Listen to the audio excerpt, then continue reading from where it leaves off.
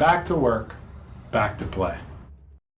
The progressions of the side-lying clamshells will be the standing clamshells. So here you can see that Lindsay has two different bands. You're going to make sure that one's above your knee and one's around your ankle or just below your knee somewhere.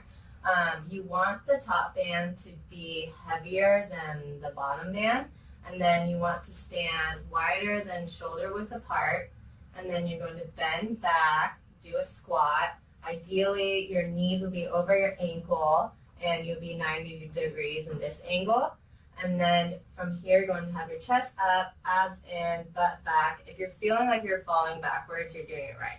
So from there, you're going to bring one leg in and out. Make sure to keep your hips neutral. You're going to do 12 on one side, and then switch over and do 12 on another side. Great. You should be feeling it again deep in your glute muscles. And then after 12 on both sides, you will be doing it together, in and out. And you'll be doing that 12 times for 3 reps. And you're going to make sure, again, that your butt is back, your knees are over your ankles, your chest is up, abs in, and you're going to hold a second when you're out in that position. Subscribe Proactive Chiropractic.